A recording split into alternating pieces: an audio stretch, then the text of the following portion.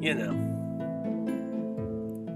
Howdy, everybody, and welcome to another exciting episode of the Faab Five Campaign here on the Random Rhapsody Network. I'm Matthew R. Dawson, your friendly neighborhood host and GM, and joining me around my virtual table tonight are Alyssa, Joe, Koines, and Kyle. Say hi, everyone. Howdy. Now, before we begin, we do have a few announcements to get through, starting with the first of our two sponsors for tonight's show, Hero Forge.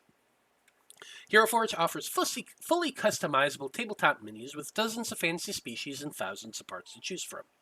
Their easy-to-use design tool lets you build your perfect miniature online using a fully 3D in-depth character creator right in your web browser, which is where we build our tokens for this evening's game. You can build yours today at HeroForge.com. Our second sponsor for tonight's show is XSplit. XSplit is a high-quality virtual webcam background remover that works with your already existing webcam. Using this program, you can protect your privacy while you work or play remotely by blurring the background, removing it entirely, or even putting your favorite picture as the background instead. You can download the app today at xsplit.com, and if you use the coupon code RANDOM with a capital R, you can get 10% off of your purchase. You can find our referral link in the chat and show description. Last but not least, this week we are playing Curse of Strahd on Wednesday at 6 p.m. Central. The Conclave Expedition is heading into the mist-covered town of Aldra, looking for one of the items that Madame Ava had spoken of in her tarot reading. It's getting kind of complicated for the team, and we'll have a lot of fun finding out what happens. We're probably gonna die. Probably. But that's Sonnet of Blood this Wednesday at 6 p.m. Central Time. Now you can keep up to date on our schedule and everything we're doing by following us on Facebook as Random Rhapsody TV and on Twitter as @random_Rhapsody. And that's going to do it for the announcements. So join us as we dive into the world of Loroupa and continue on with the adventures of the Faab Five.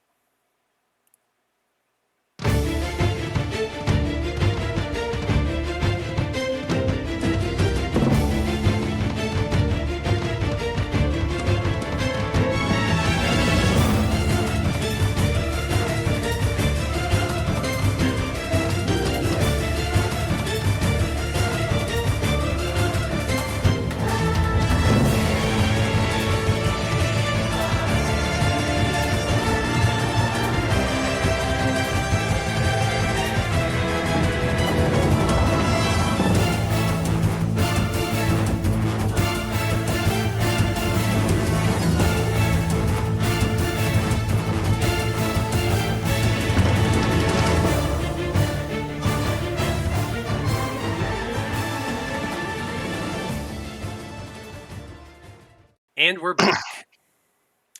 So when we last left off, the Faab Five had defeated an aerial assault on the floating castle they now occupied and sent the dragon commanding the assault running away to report to its master. Knowing that this attack would likely sent by the Dreamer, the squad met up with Adamus, who agreed that the Fellowship would have to abandon the base before another force was sent to attack. Blood questioned where Mitchell had been during the fight, and the group discovered that the craftsman had been caught up in the fight on the lower levels of the fortress, assisting the freedom fighters in their fight against a squadron of Celestials. Before the evacuation could proceed, Mitchell gifted Eloise with a family heirloom that would not only protect her in the coming battles, but it would also allow him to hopefully find her wherever she ended up in the Dream Realm. From there, Mitchell and Adamus joined the group to teleport to another hidden base, one much more closer to the great city surrounding the Dreaming Tree. They learned that to sneak into the city, they would have to find a doorway hidden in the wall that encapsulated the city during a brief window of time during the night. They would have to enter through that door and give a very specific password to be allowed entry. A difficult task for some, but not for the Faab Five. And so, Faab Five, you wind walked to the wall, and an effect which is actually still currently active about you. You then found the lantern, slipped through a crack in the wall, in the door, and finally came face to face with the resistance cell inside the giant city. You all showed off the signs that signified the fact that you are all the legendary heroes. And then you all got down to discussing the state of affairs in the city. You learned that the leaders from each of the rebel cells would be meeting with you all in the morning to discuss the action plan of opening the city gates when Ambar Belthor attacks. You also learned that Abir and Goldentongue had been captured when they arrived at the city gates, and they are currently being held for questioning in the Second City District. But before we can get into, all of that, a question comes to each of your minds. And the question is, where in the world would you like to visit? Or where is the place you'd like to visit the most? And Liam, since you're the one who rolled, why don't you go ahead and go first? I'll tell you what, I'd like to take this giant uncollapsible boat that I have and put it to use, get a nice fishing crew together, go out to some of the deepest seas, hopefully don't piss off a giant dragon turtle, and come back with a nice haul. That would be fun, some deep sea fishing. But if I fall in, then everything has gone horribly, horribly wrong. Sounds about right. Eloise, you're next. As much as it scares me, I want to visit the clan that I'm from. Interesting. To kill them all, right? To kill them Because all? They abandoned you and ridiculed you, right? Not everybody thinks of only revenge blood. Hey, I'm just saying it's an option. You never know.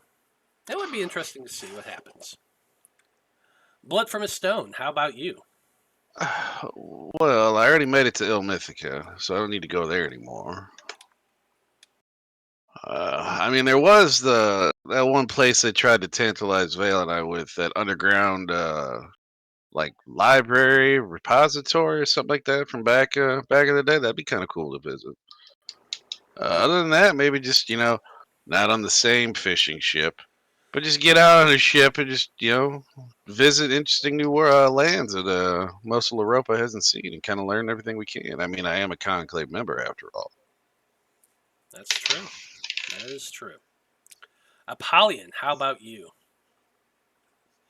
Well, this world is new, old, so I suppose I'd have to ask around and see where their greatest coliseum or fighting arena is. I want to see what these old guys back in the day could bring in the arena. Love it. Okay. Well, Faab Five. You are all currently inside the safe house underneath the great city that surrounds the Dreaming Tree. Your conversation with the members of the resistance cell there, who are, as I mentioned last session, Lurin Kanai, a male furbolg, Sif Iglubest, a female tiefling, and the not so talkative individual whose name is Scion. He is a half-elf and doesn't really talk a whole hell of a lot other than grunts and groans, but Apollyon, you do certainly feel a little bit of a kinship for this extremely buff and armored and weaponed half-elf. Okay. The talks had gone for most of the night discussing the situation here in the great city, what the resistance cells did for their own parts, and just the general war effort here in Loroupa. Eventually, you all headed down to the lower level of this hideout to bed down for the night, get some shut-eye, and prepare yourselves for the next day. You know that in the morning you are to meet with the rest of the resistance cell leaders to organize them and send them out to do two things. Number one, warn as many people as possible to get out of the city when the attack happens and Ambar Belthor shows up to attack the tree. And number two, you want to get the gates open. You want to break them down somehow or dismantle them or disable them in such a way so that they will remain open when the gigantic monster, the kaiju, shows up and attacks. That way as many civilians as humanly possible can get out of the city and survive.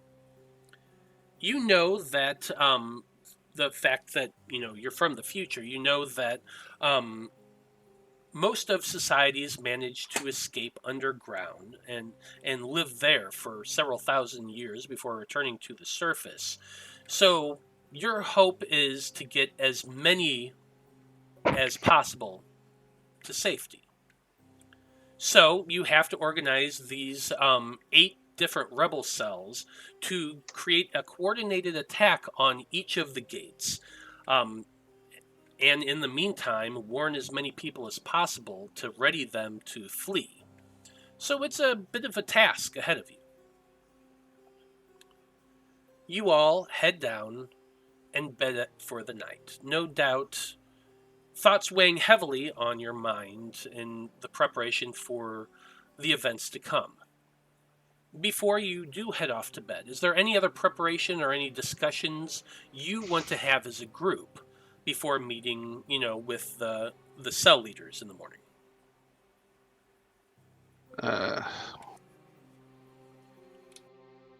I can't. I mean, anything like we want them actually, particularly to you guys. I mean, we've kind of talked about it off stream.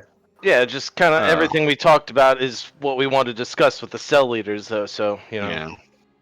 All right. Yeah. No, I think we got it covered. So I think if you want, we can jump right into that. But yeah, there's nothing new that I can think of unless anybody else wants to table something. So. Okay. I think we're okay. In that case, everyone gets a long rest. No issues happen throughout the night. It's fairly quiet, and if dark and dank in what is essentially it's a sewer. You're in a sewer. You're literally in a sewer. But you do get a good night's rest. The next morning, after having some breakfast with the members, you are brought up to the main level and you're introduced to a total of 7 other individuals who you have not met before. The leader of the Beta District is Thothram Kalukaiga. Shit, man. You're welcome. Thothram Kalukaiga is a male Goliath of middling years. He when you see him, Eloise, you can definitely see a familiarity because your adopted father was a Goliath. But this individual has a much more darker skin. His head is shaved bare, as all Goliaths tend to be. He's big and bulky, but he moves very, very lithely. The leader of the Gamma District is Shalana Kevernau, a female half-elf. I can't talk today at all. The leader of the Delta area is Rulgum Burgarn, a female half-orc. The leader of Epsilon is Nak Grakshid, a female goblin. The leader of Ada is Christopher Jihanna, a female dragonborn, who you are delighted to see, Eloise. This one does have a tail. She is a black-scaled dragonborn. The last individual you meet is the leader of the Theta District, Afshar Keys, a male human, the first human you've actually met in a while, oddly enough. But together, along with Lurin Kani, these 8 sit down around a table, and you all join them as well. Wait, can you hear me? Yeah, I can hear you. Okay, cool. Yeah, in Giant, I'm just gonna look at the Goliath and say, good morning, Uncle. The Goliath kind of looks at you and gives you a quizzical look.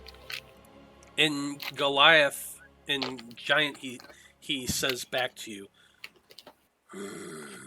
good morning as well. I'm surprised one of your ilk knows our language. What do you mean, Uncle? My father's a Goliath. Is he now? Right, he just hasn't been born yet. Yeah, as I say, Oh, that's right. in Giant Blood, I'd be like, long story. Long story. Adopted, obviously. Hey! What? I have a human father. What do you want from me? Now, the funny thing is you all have those necklaces that translate, so all of you can speak all of the different languages anyway. Blood can actually, he can actually speak, but yeah, so it's funny. Well, Apollyon Like, say, I my didn't daddy's a realize dragon. What of it? We promise we're the heroes you're looking for. We promise. So they say. I suppose you don't mind giving us a viewing of the signs. Are we still inside? Yeah, you're still in the underground hideout. You could do other stuff. Don't you got multiple charges you can do with your stick? Yeah, but they're all spells that I can do anyway, so it's not really, showing off Desi's ability. Right, Liam presses the button and pulls out the axe and goes, oh crap, wrong one! Presses the button again. Fire sword! This is the one! That kind of makes them jump back a little bit, seeing first an axe come out, then a sword. That is an unique weapon. How far Right. across the room is Liam from Blood? Let's see if he can catch. Can you what? See if he can. See if we can play catch, because he can catch fucking missiles with his hands. I was gonna shoot an ice arrow at him. Sure, go for it. Shoot a nice arrow at Liam. Why That's not? what I was gonna say. Is like, hey, Liam, you want to play catch? He's just gonna kind of hold up the bow and look at you. You know I've got blind sight, so I'm paying attention even if I'm being coy, yeah. So he would, he won't fire it at him. He'd fire it kind of like in front of him, but let's see if Liam can like reach out. I guess what I still have to roll that. Yeah, you Liam still can like reach out and catch it. You still technically have to roll. So, it should be an advantage, but a 20.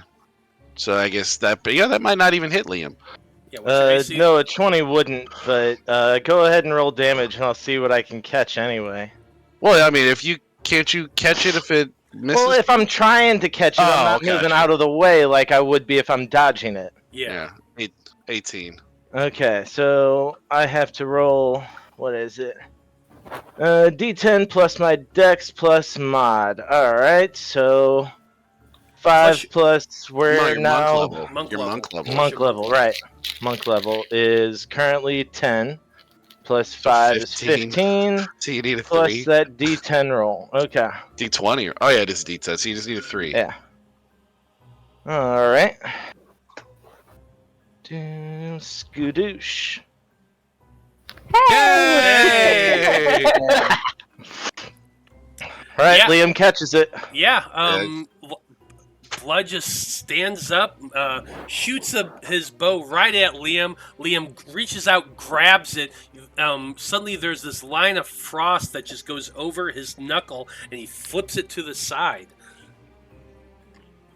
Figured that was more of an entertaining than just showing the bow, you know. Right. And then Liam remembers you wanted to play catch, and he can throw it back. Yes. Go ahead. But he's not. No, I'm not going to do that. We're trying to make a good impression here. Well, all of the leaders are kind of like applauding a little bit at this display. Gotta give him a little razzle dazzle. What do you do, Liam or Apollyon? I gotta go again? Oh wow! You guys want to see something crazy? And I'll electrify my trident, and I will create water on the ground, and then put the trident down into it, so like everything is like crackling with electricity all around me. I'll probably even take some damage from that, but Not really. Well, we'll say you're stepping back in time from it. You ignite this pool of water with electricity. You hear crackling, and it kind of just glows a little bit as you reach out and grab your trident again. More applause. And then everyone looks at Eloise. Kind of hold my stick out beside me. Ta-da! It's Desi! So, like, all of the members kind of look at one another, and there's just like a... Make it do something, sweetheart. Liam picks it up. He's like, "Yeah, Desi, there it is." At which point, everyone looks back, and there's Veil sitting on his chariot of zombies. Well, yeah. Sleeping, probably. Mm-hmm. Just reclining back a little bit. Chariot of the 5 we defeated. Oh my god, please tell me no. Probably. Oh, They shit. don't know who the hell it is. God damn it, I forgot he did that. 5 heroes enter, 5 heroes return. It's true. It is true. Oh, that's terrible. Hey, they got to help. That's what they wanted. But yeah, so after that, discussion kind of moves swiftly. You explained that your main goal is to get as many people out of the city, and to do so, you want to open up the gates on the day of the attack. There is a lot of discussion of how that's even possible and what sort of options there are. What do you say to these people? I guess, do any of them have they ever seen the mechanisms to the gates, like themselves? That we could... Because we've only been told about them. We haven't seen them ourselves. One of the individuals, we're going to say that it is Knock. Shalana, Hmm. the half-elf from Area Gamma. She says that, yes, I have indeed been inside. The doors, the way they operate is on a lever system that works in conjunction with a series of gears. These gears, once prompted, begin to move. There's a weight... there's a counterweight on the far side, and as the gears begin to turn, it either raises or lowers the counterweight that's inside the wall, which opens and closes the door. On the other side of inside the wall itself, on each side of where the doors are, there is an open column where the gear mechanisms are are all housed and function. There's one door that accesses it. It goes from the guards station on either side of the wall. So each guard station has a door that leads into it. Okay. Well, one of our delightful plans was the remarkable Desi here. We couldn't show you because what it's going to do is too destructive for this small of an area. So once we get in to one of those underneath areas, she just has to have Desi do her thing. His thing, her thing. Does he have a pronoun? I'm so sorry. Oh, I don't know. I've never asked. Desi, do you have any preferred pronouns? Desi. It's a slave. Shit. I think it's a conversation we'll have to have later. Fair enough. Anyway, terrific tree pops up, destroys everything. Those gears aren't moving one way or the other. That's one option right there. Well, Shalana speaks up and says, "Well, that could certainly work for one of the doors. Each door, as I said, functions on its own. So there, you would have to do it at 16 locations." Right, that would be more of just for one of the gates, not for all of the gates, obviously, that catch on to the plan. We'll have to have other techniques for the other ones. Blood, would you care to share? Another thing we need to do is we need to be able to warn people to get out, but we also kind of want to sow a little bit of chaos for the wisdom.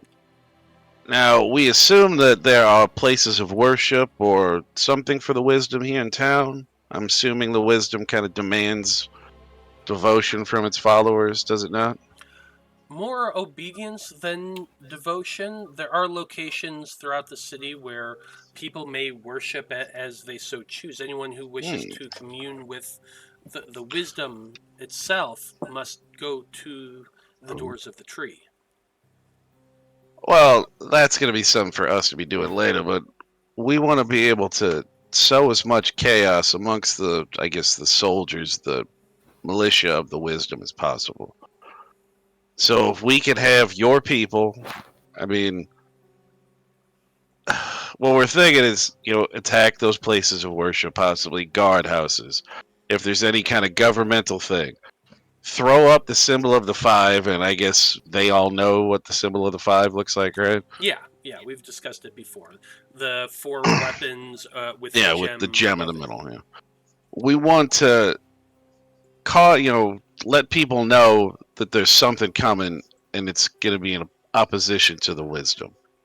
Put that symbol up wherever the symbol of the wisdom is. Put it over the symbol of the wisdom. So as much chaos, maybe draw some of those militia out from the guard houses, and then on the day that the spell is supposed to be, I guess they know about the spell or the thing. Do they not know about that? The leadership knows that there's an attack that's going to be coordinated. Well, they don't know much of the details beyond that fact right now. On the day of the attack, if we can draw as many people out from those guard houses, we can send in small forces to take them over to be able to control as many of those gates as we can.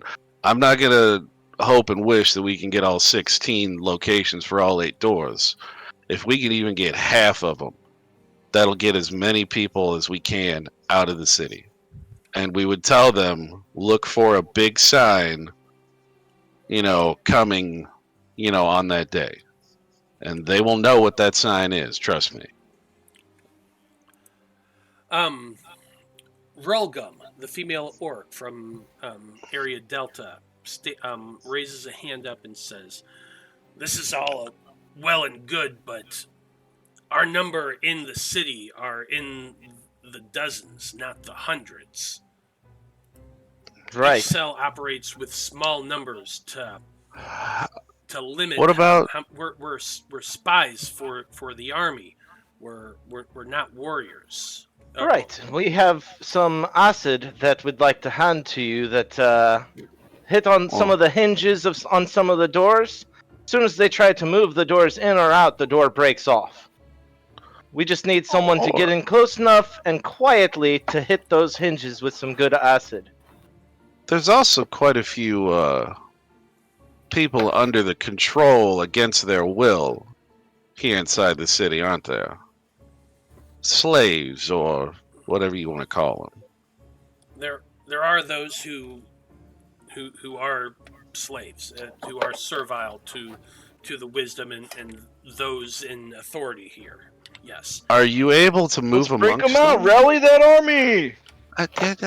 Are you able to move amongst them to pass along messages? She nods. We do get a lot of our information from that network, in fact.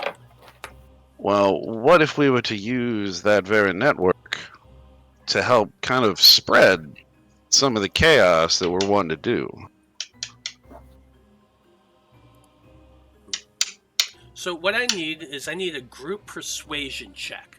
This is going to be the first step of convincing these people to kind of go along with your plan. So I need everyone to roll persuasion for me. Where Alright. is Good start. Danica when you need her? She can't get under an 18. Can I roll performance so I Ooh, can like 17? show them like, hey, I'm gonna go in there like this, and then I'm gonna give them one of these, and like, Yeah, I'll allow it. Absolutely. Roll a performance. Oh, don't. Oh, 9. Oh, we got two good ones. Apollyon's too focused on his poses. What about our? I'm doing all the deaf boy? bodybuilder poses, like, yeah, look at here, see this muscle right here? This is the one I'm gonna use to lay the smackdown on their candy ass. Before I take the numbers, is there anything anybody wants to do to modify anything? We do need a roll from Veil. Yeah, There and we go. we all have advantage because he's not here. No, that's not the case. But if anyone has any Yo, skills or abilities, Blood, I they get want to do, no. I mean, if I am. give me a week and I can create a false identity, but I mean that doesn't work here. I mean, Blood would just kind of like look at it, and be like, I know we're asking a lot. You've already been fighting this war for how long now? What, 30 years? We don't know why it took us so long to arrive. We weren't a part of... We didn't even know we could arrive. Things have been a little weird for us, but we're here now. We're going to do what we can to help. We just need you to... You've been fighting this so long, just trust that we are good at this, and we will help get you through this. Does Veil have advantage? Veil does not have advantage. I did not mean to roll that. So it was just an 11. However, I'm going to have Veil use a lucky point to re-roll that. Woo! What's better with an 18? Cool. Anybody want to do anything to their numbers before I ask for them? I don't have any abilities Okay. like that. Liam, Yeah, I don't either. what you got? 19. Eloise, 11. Blood, A 17. Apollyon, A 9. and Veil got an 18. Overall, Veil using his lucky point kind of helped things out. Because that would have been a failure if I just went with the 11. So, discussing this with the freedom fighters inside, they say, I think your plan has some good merit. If we send out our people to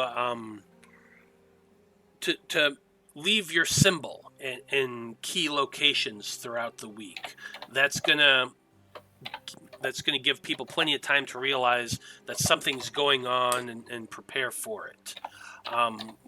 We can ask some of our our network to assist as well. Those who are able to move in and out of homes easily will leave them in places like that too.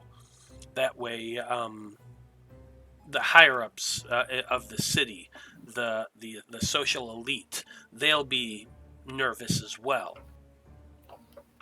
If you have enough acid to do all all of the doors, taking a guard post is very difficult. I don't think, even if we brought everybody to one location, we would be able to hold a guard station for long. However, using the servants and locals in that fashion, we might be able to get one of our people into each guardhouse and into the mechanism room. If you have a tool like acid that we can pour on the gears and that sort of thing and break them down all at the same time while they're still open, that would at least stop them from being closed again. Did you write that stuff down, Eloise? How many we had? Of the acid? Yeah, I know. Yeah. Yeah. Give me 2 seconds. Okay, because I was gonna say I could have sworn you were the one that had that info. Mm-hmm. While we're on the discussion of taking a guard post is very difficult, which sounds like a really enjoyable challenge if I'm being quite honest. Let's say someone were to harry the guard post and they were to run away. What happens? Do they give chase? They would usually send a few people out to chase after it. Never more than a few. Right, and if those few don't come back, then more likely they would have to send for more soldiers. An investigation would begin onto why those ones are missing. That station would be fortified, and then a search pattern would go out trying to find the culprits. Right. Okay. Just getting an idea of the habits that they have here. We can work around all of it. Now, the alchemist fire jugs, did we get that here from these people? We got that in this time, but we got it while we were at the Cloud Castle. That's what I meant, from this army, not back in our time. Okay. I guess if you had any of that, he goes, do y'all know what this stuff does? And he would just ask, he goes, this is alchemist fire. Yes, we know what alchemist fire is. And the blood is he goes, well, I've got these, and he's going to hold, the arrows that he's got that he can make, and he can put vials of that stuff in it, and shoot those off. He goes, what if you were to get me, and maybe if somebody of you others are talented with a bow, what if we started firing these into key locations? Not just guardhouses, but he said those higher society people. Really places that, if it burned down, it would cause quite a bit of chaos amongst the guards and stuff like that. So your idea is to spread the guards as thin as possible. That way, when the attacks happen, there'll be less guards at the doors, so that way more of the army can get in. That would be a big. If we can make that happen, that would be a big bonus. If there was one door that we've wanted to be fortified, we could use that technique to get all the guards fortifying the one door we don't want to go to. Ooh. That is an interesting way. If we just limit maybe our attacks to just 4 of the doors. I think there's 8 doors total. On equal sides of the city, and the other 4 we feint attacks there to make them fortify them with more soldiers. It's, if we can put them in areas where we're not going to be. Right, that could lean the majority of the soldiers to one half of the city.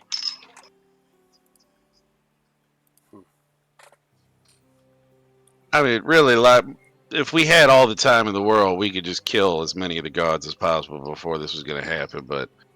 There's a technique called Aikido. Once you use Aikido, it is used to use someone's strength against them. This would be a perfect way of doing that. They have all the strength and will use their strength against themselves. Now I have a question. Did we determine what the deal with the dragons are? They're allies of the what is it called? The wisdom. The wisdom. The wisdom, but they're not like directly under their control. The dragons do assist the army and assist the great wisdom. They like having access to the dream realm.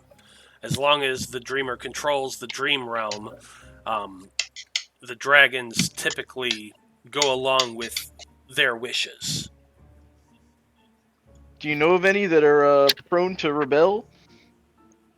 Well, doesn't the army have dragons of their own? I thought.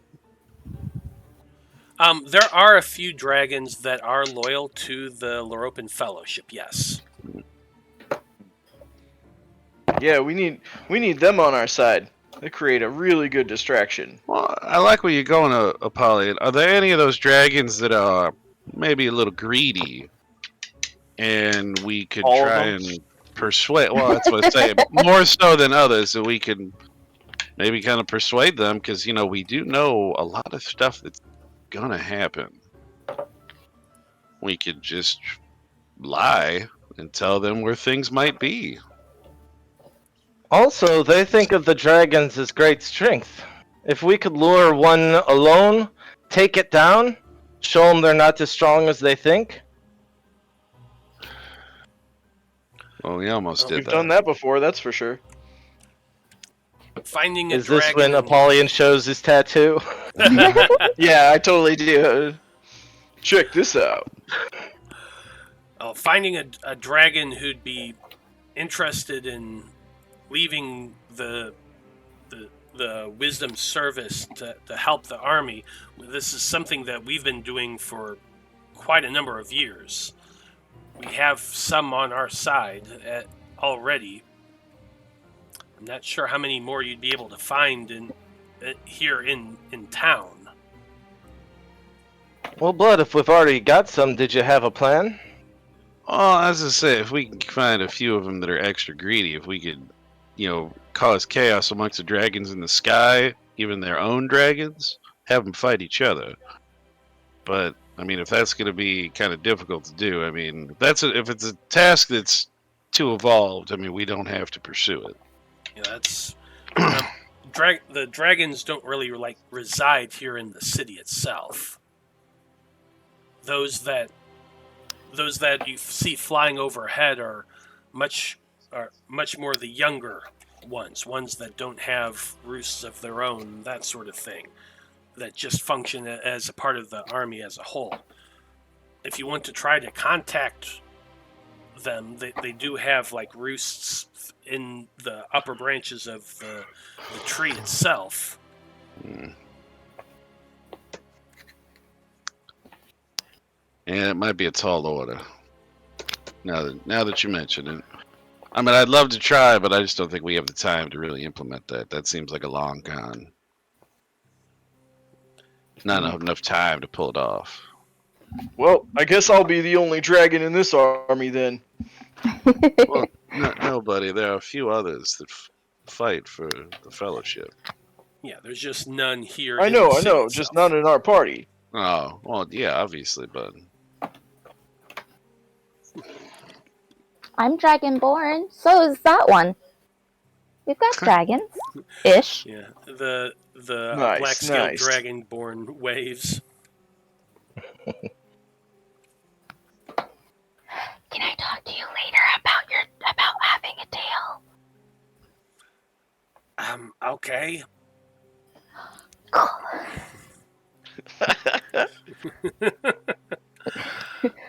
And it's definitely that loud of a stage whisper. Everybody hears. Oh yeah, definitely, definitely. How about the top of the wall? Is it constantly patrolled, or is that just most people can't get to it? Oh, absolutely, it's patrolled. There are watch stations along the wall itself. The towers on top of it. there's people who man those. There are also soldiers who patrol the top of the wall itself in regular shifts. I assume not as heavily guarded as the guard towers at the gates, though, right? No, usually in groups of 2 to 4 in regular intervals, so that they pass every Alright. so often. Manageable. All right. Good to know. Just thinking out loud.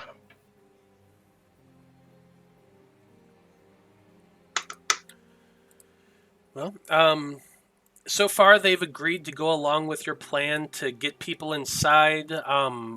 Use your acid to immobilize the mechanisms of the doors, and to leave symbols throughout the city. You also have talked a little bit about spreading around your alchemist fire and setting fires throughout the city periodically. And I assume you want mostly to do the big hits the day of the attack. Right, Yeah. on the last day.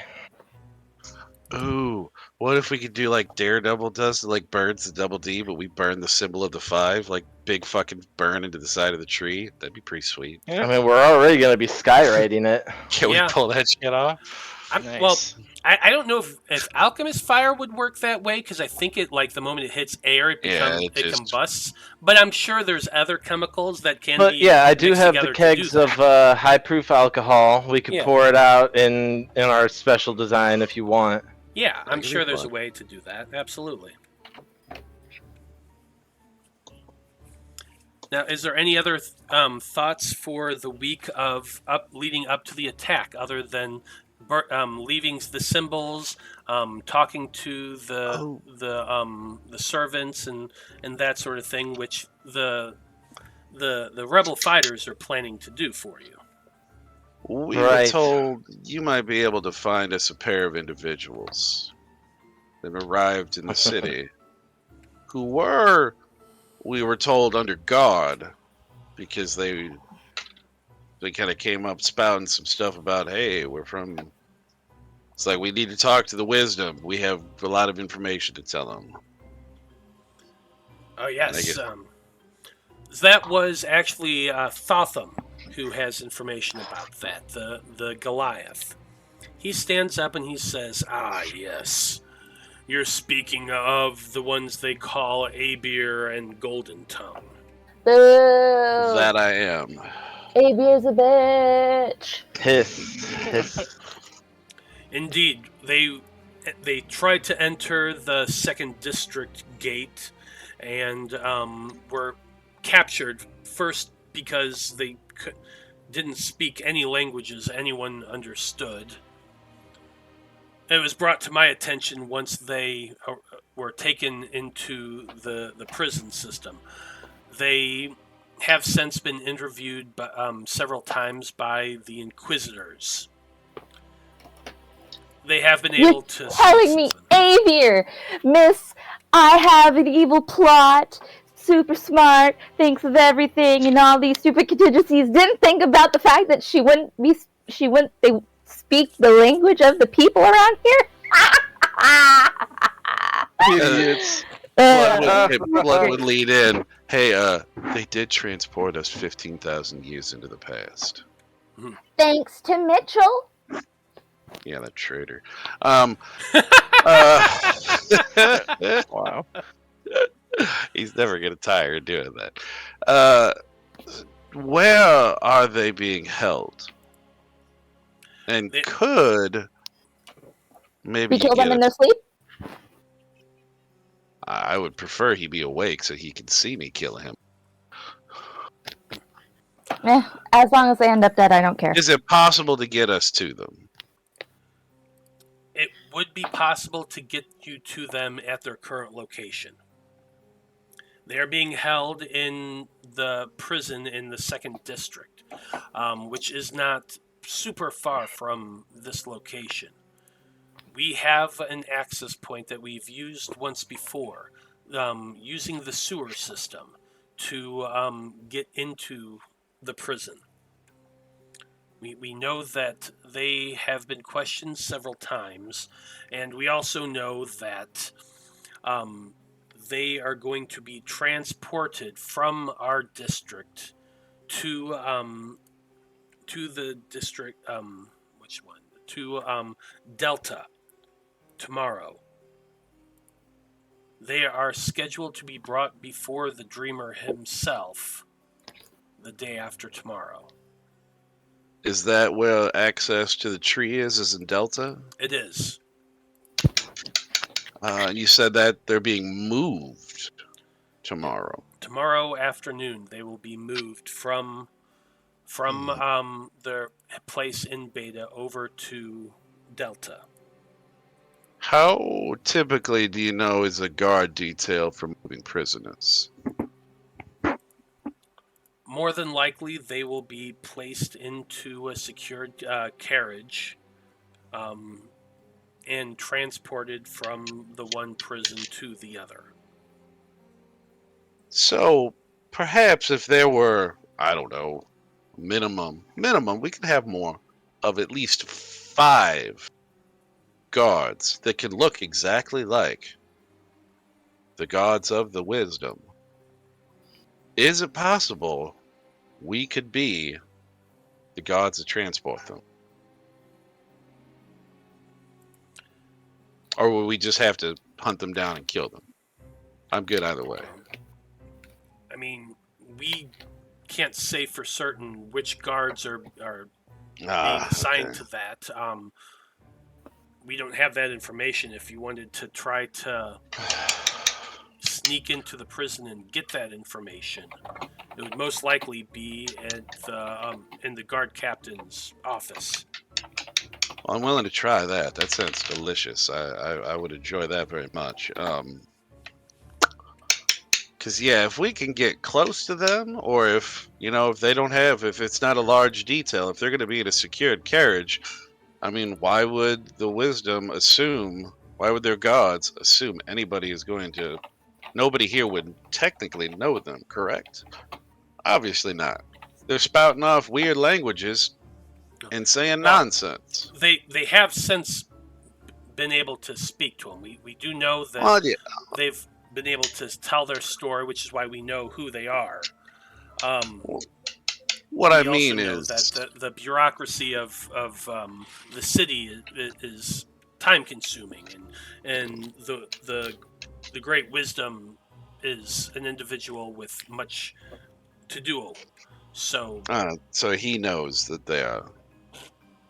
Or it. Is it an it? Is it a he? Is it a she? They? That's a good one. We'll go with they. I'd hate to. Well, you know what? I would love to insult them, but I want to be respectful when I kill them, so we'll call them they. Now, you did ask if we have access to that prison that they're currently being held. There, as I said, there is a way that we could get you into that prison through the sewer system.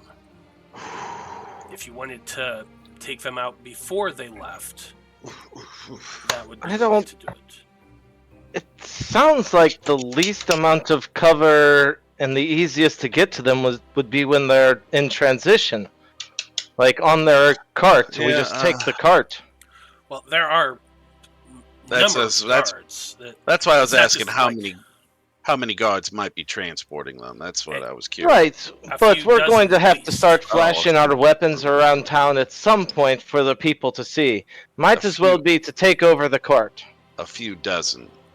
A few. What if we change our appearances to look like the guards? Right. What happened? I think we've fought half an army before, remember? But was that army surrounded by a fuckload of dragons flying around in the sky? Yeah, one of them was ours. Well, that was... Alright, but these dragons won't be ours. They're also If you're afraid of the dragons coming down and meddling in our petty affairs, I don't think they care that much. I think it might... I will interject and say that, yes, part of what the aerial coverage overhead is, if there are disruptions, whoever's local does come down and see what's going on. It could be dragons or wyverns or any number of intelligent flying creatures. So you think it's safer to infiltrate the prison? I mean, what's the one place they're not going to expect an attack? Anywhere we attack that's a surprise is a surprise attack. I don't understand the question. No, Ed. But Ed, I think we could probably work better in, sneaking into a building to take them out, because they're going to be powerless too. They're not going to have. I mean, I hope they're powerless. I hope they've rendered these two powerless, because obviously, if he can talk and she can wave her hands, I mean, they probably wouldn't be imprisoned. I do know that they are not being held in the jail cell itself. They are, they are still being held secured, but They're like their VIP rooms are, guards. That would be a good way to describe it. Yes. But like I said, if he's allowed to open his fucking mouth and start spitting those honeyed words, he's not a prisoner at all. So I have to you gotta assume that they've got some kind of way to stop him from being able to do that. Right, that's fine. I just understand that once you enter prisons, exiting them can be even harder. I mean, we did break into an unbreakable vault. I'll get out. I understand that, but I don't know if everyone can. That's all I'm saying. He has an excellent point as well. This is Lurin speaking, the Furbolg. Sneaking down into a prison to assassinate these individuals, you're going to have to deal with the guards in the prison as well as getting out again. Attacking them in the middle of a transfer, you would have to deal with the guards that are participating in that transfer, and as well as any forces that might spot your assault. Ooh. Do we know the path they're going to take? Have you seen transports from Beta to Delta before?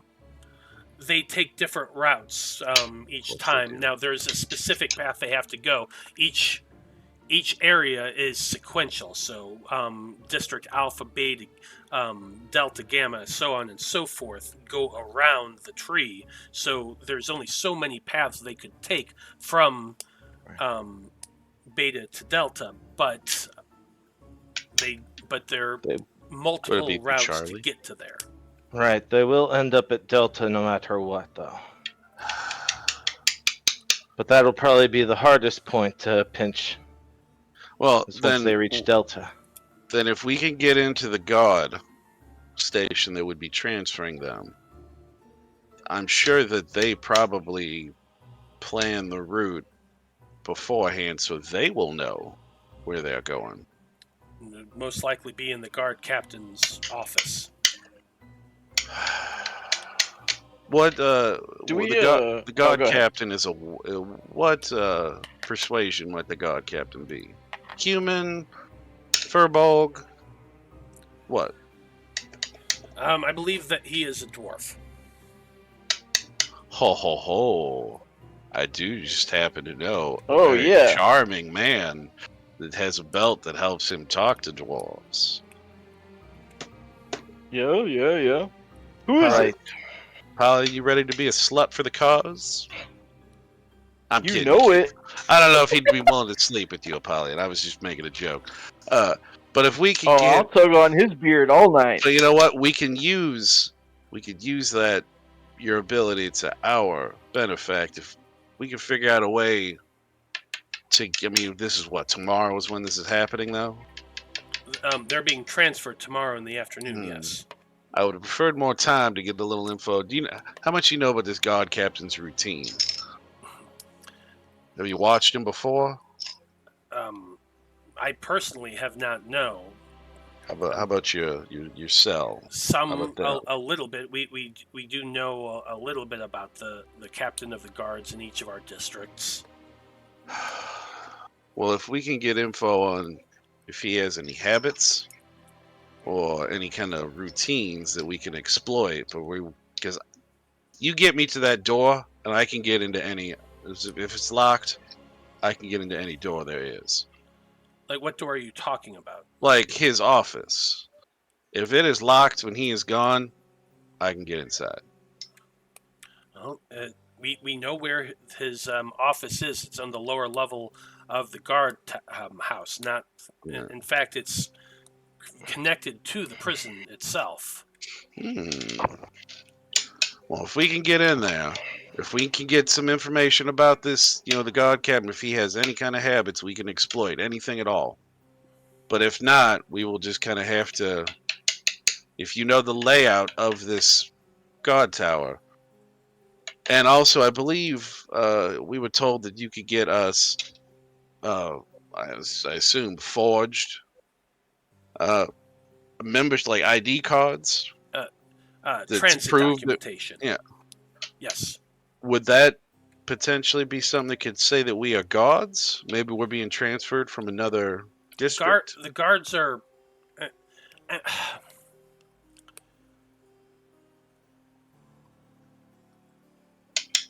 Are they specially chosen, I assume? The guards are, have to go through a training process like any other before they're assigned to a location. Okay. There's training involved and that sort of thing. We don't have any documentation on like a guard transfer or things like that. We could attempt to forge something like that. But as we said, we do have a path through the sewers to the prison. If you're wanting to get into the guard captain's office itself, you'll be right next to where they're being held. Well, you know what? I think we need to get into that, because if we're gonna he's gonna look at Liam. It's like, if we're gonna hit him on the outside, we need to know where they're gonna be, and we need to know how we can hit them.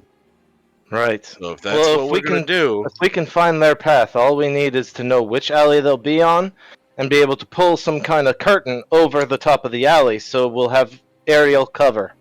Then we can ambush them from beneath, and it's just us versus them. No reinforcements. let a look at it. Eloise is like, Miss Eloise, you remember when we escaped from the ball, where we were trying to, where you guys were in Vale's hole and you almost died? Yeah. I lost a lot to air. I don't remember very well. Well, this was after that. Before we went to the witness, one of our plans is we were going to set up some kind of, you were going to do a spell that was going to enchant the area and flummox anybody that was chasing us. Yeah, because Apollyon had dug a bunch of tunnels that were going to collapse as soon as people stepped on them. Well, maybe we can use whatever your ability is over the gods. Right. Cover. You want me to make an illusory terrain? Yes, if that's what it's called, dear. Yes, ma'am. But what do you want the illusion to be? We'll just figure to that look out. like there's nothing going on underneath it. So from an aerial point of view, there'll be a fight on the ground, and from the dragons and such won't be able to see it. Yeah, if we can just... So an illusion on top of the buildings is what we're looking for. Even if we get a few minutes, that might be all we need to take out these gods and to get into that carriage. That's all we need. Just a window of opportunity. I mean, first, you got to get me. He's going to look over. I guess it's the orc that's been the prison guy. Mm-hmm. He's going to look at. Let's see here. Or was it the furball? It was the orc. Oh, it was the orc. He's like, Welcome is the. I guess the leader of Delta. He's like, if it's you yourself, or if you've got some men you trust implicitly with this, you get me into that prison, and I'll get into that god's office. And I guess if anybody else that wants to go with, just in case. But we need this, and he's gonna look right at Apollyon, and then he's gonna look right at Liam. And he's like, now, if we are gonna do this, and he's like, shit, I gotta point at you too. And he's like, I wish I had a third hand. He's gonna look at Eloise. His tail. Like, you know what? That's perfect, because it's her tail she can't control. He can on his. He's gonna point at you three. He's like, if we are gonna go in and sneak into a prison, and then sneak into a god house, I need you to please finally listen to me. Shouting our name, and he looks at Apollyon, is a bad idea. Making goofy stuff like you guys did at the I don't remember what the Knave, the bar in Ravencia that they, they alerted the guards to, where they're shouting. Yeah. Mm-hmm. He goes, you guys caused havoc, when I was down below speaking to the, to my buddy. I can't even remember his name. When I was down below, you guys caused havoc upstairs. When I returned, it was a fucking chaos. Well, to be fair, that was because Apollyon shouted his name earlier and our location that we were headed. But who threw gold up into the intersection? They seemed very appreciative of that. Exactly. So what we're going to need you all to do is none of that. We need to get in as quiet as possible, and hopefully no one will ever know we were ever there. So, don't talk, don't be nice to people. Maybe we can use y'all's ability to cause chaos to our advantage. Is there a place where the prisoners congregate? The regular prisoners, not the VIP ones. Well, and the prisoners are all held in cells in the prison itself. Do they get some kind of exercise time? Like, are they let out to eat? No. Or are they? No, not at all. But now that we're discussing the prisoners themselves, we have quite a few members of our organization captured in the same prison. Don't tickle me with a good time, sir. You talk about jailbreak. In fact, there is one individual in particular. His name is Gralivor. He's a green scale dragonborn, and he is a very powerful wizard. He's been held in a secured vault inside the prison for several weeks now. If you are able to get him out and our other people as well, that would aid our cause immensely. Right, at this point, blood's vibrating like a tuning fork. Oh, he's like, prison break. He's like, oh my god, this is...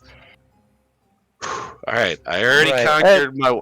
One thing on my bucket list was to break into the Zahim's vault, and I did that. High value prisoner breakout. He's excited. You know what? He will look, I guess, how big's the orc? Is the orc a big person, or are they kind of a slender orc? Or she is much more of a slender orc. She is a red-haired orc with large tusks and an almost pig-like nose. Her eyes are black. She dresses like she's a laborer, but underneath the clothing she wears, she does have some muscle. I mean, is she, I guess would Blood be able to tell, is she a roguish type? Or is she like a fighter? Because, I don't know. It's a cat and an orc. That could work. When would you need 23. My hallucinatory terrain? Because on the day they are being moved, so we wouldn't need it for at least tomorrow afternoon. Yeah, tomorrow. Yeah. Okay, because I can prepare it for tomorrow. Yes, ma'am. Okay. 23 on the inside. Well, we may be using that later on, but it sounds like we're headed towards prison break instead of just infiltrating the guards tower. That is our distraction. Is the prison break. Okay, earlier this just sounded like an inopportune time to try and get revenge on a couple people, but now there are far more benefits to infiltrating this prison. Yes, they are. And now you guys can do whatever you want to do within reason. I am actually telling you this for the very first time. The handcuffs are off. Go nuts. Oh, He's gonna look at Polly and he's baby. like, just don't shout your fucking name. Please. That's all I So- ask. Just to be clear, So do earlier like when the- you were pointing at all three of us and telling us not to do what you're telling us to do right Ignore now, all of that. I it apologize. sounds like a trick.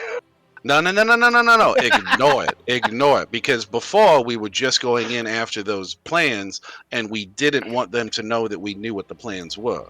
But now, Oh yeah, I'm If good at you guys- ignoring. they will not even know we are going after the plans because they will think it was about a prison break. I'm going to address the quiet one in the room so far, the goblin knock. Mm-hmm. You haven't spoken up too much. Do you have anything to say? What are our odds here? You seem to be like you've been absorbing everything. Well, to be honest, I've been a little confused about this whole thing. It sounds like you're saying you're going to sneak into the prison where, these two you want to kill are, steal the plans for their transport, let all the other people go, and then leave those two?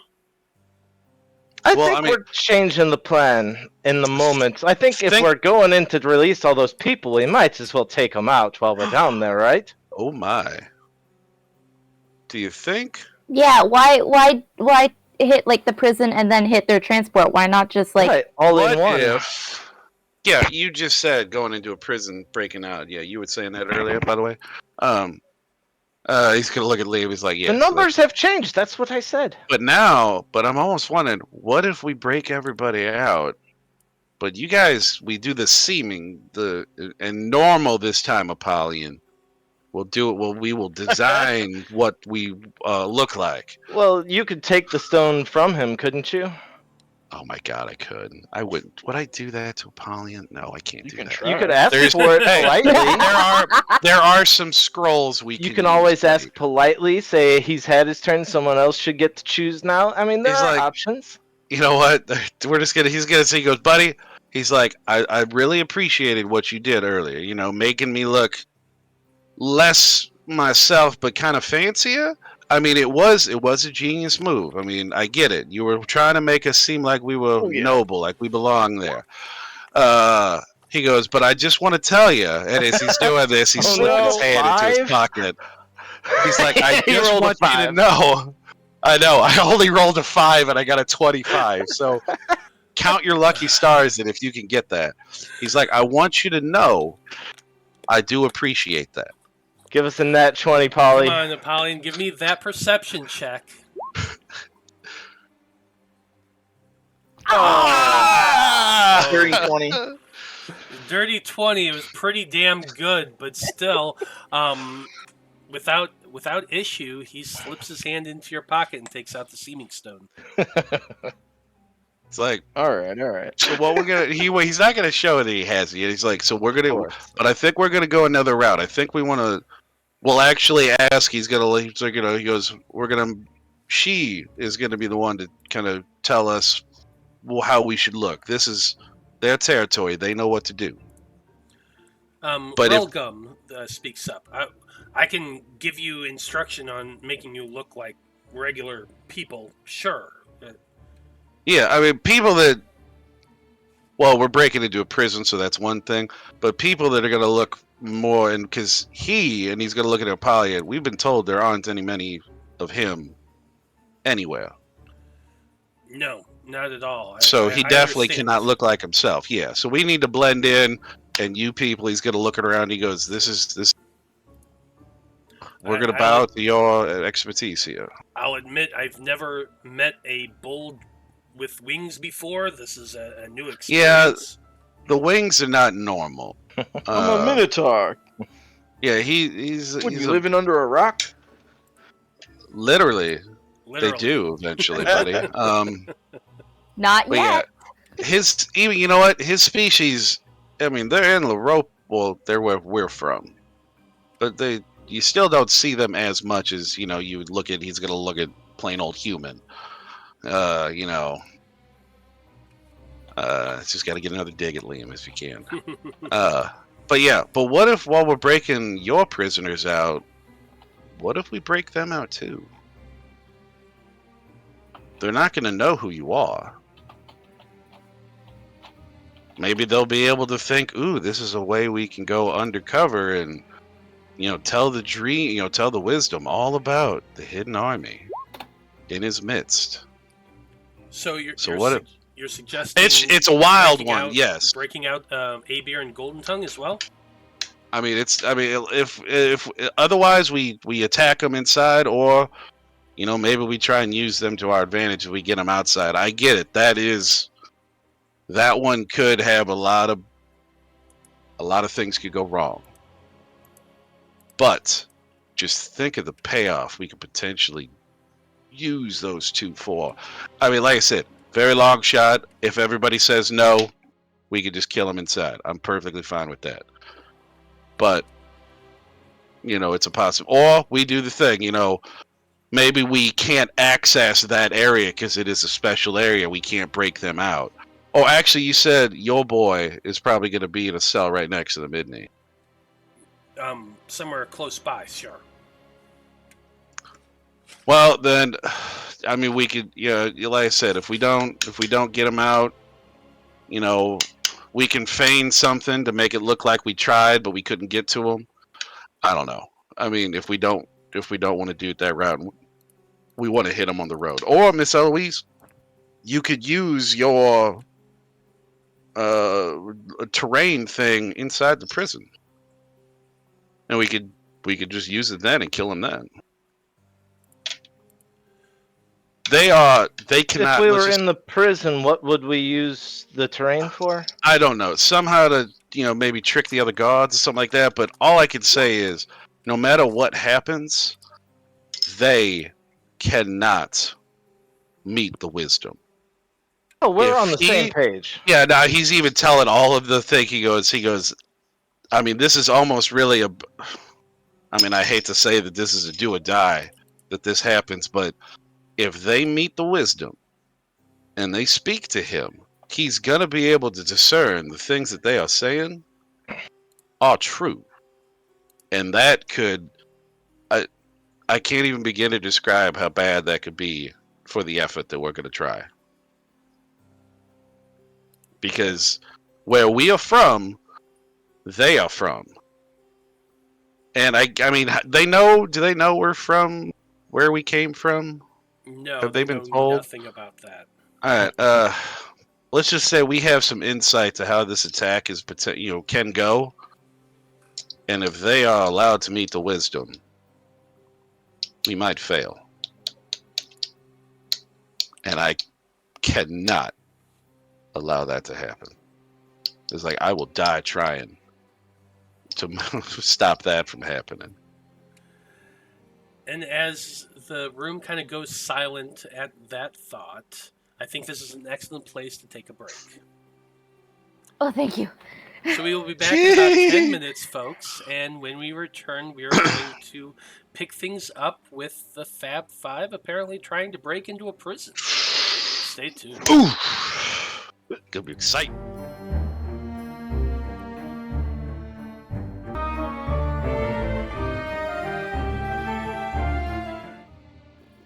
Howdy, everybody. We are back, and when we last left off, the Faab Five had come up with a plan of attack for the impending attack of the Loroupan Fellowship on the city. They're sending out their network of spies armed with this acid they got from the belly of Ambar Belthor in the future. I think that's where you got that. Isn't that right? Yep. And you're giving that out to these individuals to sneak it into these these guard towers and pour the acid on their machinery. That way the doors can't close when the attacks happen. The conversation then turned to...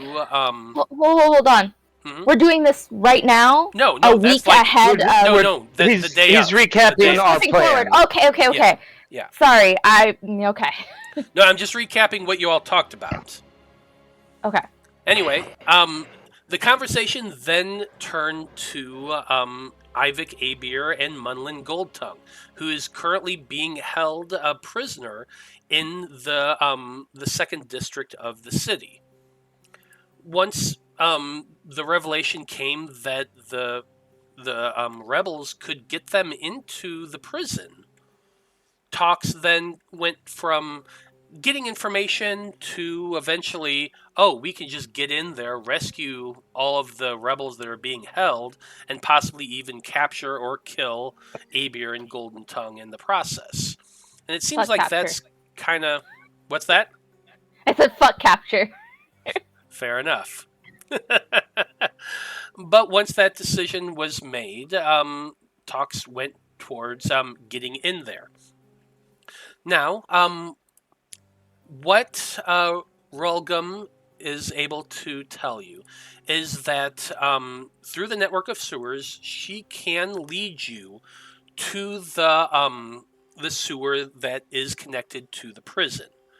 From there, she tells you you would have to locate a specific place in the upward tunnels where they made a hole into the prison. It was then bricked back up, but once you find that location, it's a weak point in the wall that you would be able to get through and find yourselves in the boiler room of the prison. From there, you'd have to locate the prisoners. They're not sure exactly where they're being held. They know that they're being held in a nicer facility, but are still under guard. But they do know that turning to the right and going south from there would lead to another hallway and a door. Going through that door would lead to another section of hallway, and through one of the two doors located there, you would find the actual prison. There is a guard station immediately through that door, and then there's 3 doors from that chamber beyond. One leading into the jail cells, one leading into the captain of the guard's office, and the last one leading to their most secure facility, which is a specifically warded magical area that prevents spell casting. And that is where they believe they have their primary member being held. So, once that they kind of give you a small map that shows just a rough drawing of that facility, which I'll give you guys between now and next game. She tells you, now I can lead you to the tunnel. However, between us and there's one more issue. And that issue is Banningear. Banningear is a fiend. He is, what is it? I'm so bad at these. Yagnoloth. He's a Yagnoloth. A Yagnoloth is a type of demon, a fiend.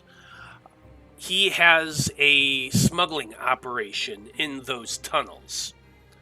And he's very tricky, very crafty and clever. We've had run-ins with him before. We tend to stay away from his territory.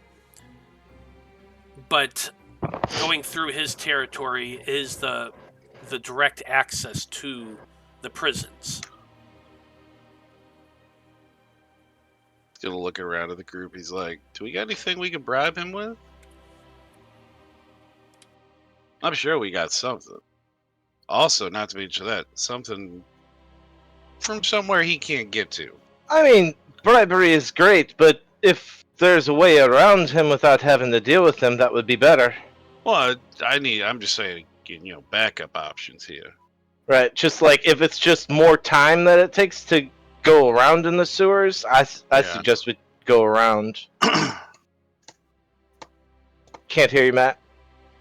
So what they were telling you is you would have to pass through his territory to get where we're going. to the prison system. Gotcha.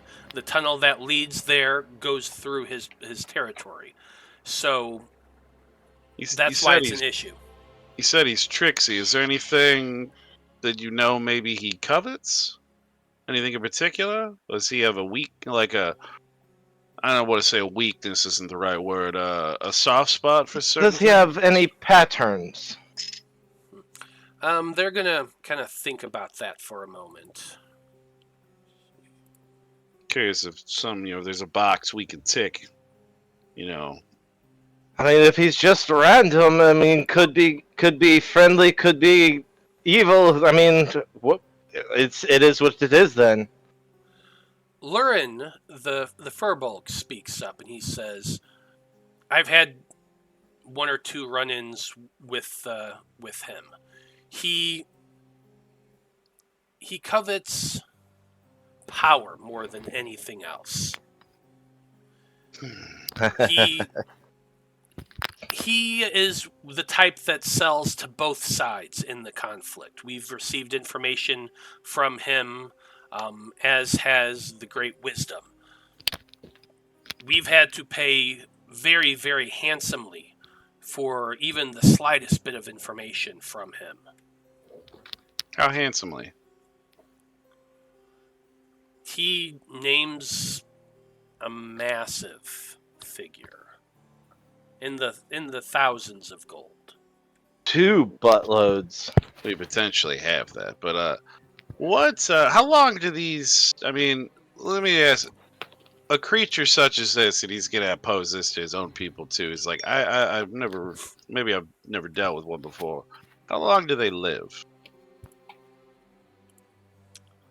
Well, if anyone who's proficient in religion could make a check if you want. Oh shit! Yeah, that's Demons usually are pretty ageless, aren't they? I can try. Oh, you have religion? Go for it. Okay. Veil, I think, doesn't he? Yeah, is that Veil's? That was Veil's. Yeah, this is. Yeah, I don't know if I'm gonna get better than that. I was to say, oddly, I think Veil's good at religion. Yeah. He is. He's actually proficient in religion. He's 11, yeah. I am proficient, not that proficient, but I am proficient in religion. Oh, roll it anyway, see what happens. Yeah, he's got that. He's got that intelligence boost, so. That's still pretty good. I'm not too shabby. No, not too shabby at all. You would both know a little bit about these type of creatures. So, what are these called again? Yagnoloth is a type of fiend. These are creatures that they tend to be very cunning negotiators. They handle writing contracts for their kind. Anytime that somebody makes a deal with the devil, Yagnoloths are the ones that show up to write the contract. Although they do entrust others, lessers, with certain things, Yagnoloths themselves are the ones that deal with any sort of major contract that ever happens. So are they kind of like the arbiters of hell? They're the bureaucrats of hell. So they're the accountants. Yeah, a little bit. They look kind of weird. They are large creatures, to be sure. They usually have one massive long arm that's big and muscled and powerful, and their other is like scrawny and small. They have very large bat-like wings and large clawed feet as well. They are spellcasters as well. They do know how to do magic. Okay. They are also rarely ever alone. Being bureaucrats and all, you know they have people who work for them. Mhm. Usually other types of demons or devils of that sort of nature. I mean, Blood will look around. He goes, "All right, just maybe we could entice him. We could also just pay him off. But we know somebody starts the Cerulean Syndicate. What if he lives a long time? Maybe he could survive. And what if we give him some information that he can use at that time to gain a lot of power within the Syndicate?" Oh, you did specifically want to know about how long they live. Yeah, are they they're mortal fiends. or? They're fiends. They tend to live for a very, very long times. They don't actually have an expiration date on them.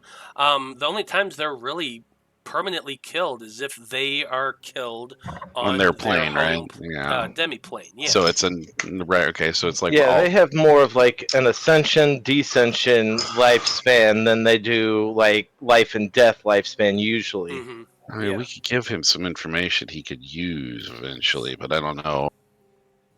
That could be a really long conversation to convince him that is. Well, I mean, what he wants is Gotta roll high power, perception or persuasion. and he'll have more power once we get to do what we want to do, won't he? He'll have freedom of reign. Be shut off from the wisdom, and that's what he wants. We're what he wants. Everybody looks down on the black market, but we need the black market, so he could be useful in a underground world, so to speak. We just need to convince him that we are in his favor, and this should go fine. Well, like I said, we can also just pay him off. We got a bunch of shit. I will point Probably out, A and B. I will point out to you, Blood, that you do know exactly who created the Yeah, Cerulean Syndicate. That's why I was saying is like you went face to face with them. Yeah, he could, meet them, and if he lives that long and have an advantage to maybe join the organization. But who knows if he lives that long? I mean, well, I guess somebody'd have to kill him here and then go there and kill him. Well, in one conversation you're not going to make it, in the next you're everywhere. Who knows, Blood?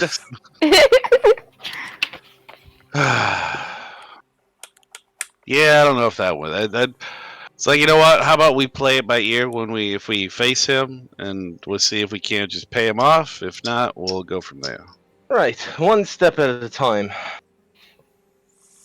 And are you planning on leaving today to head into the prison?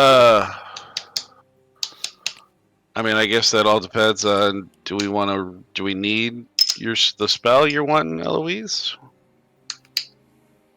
Or are we gonna not need that inside?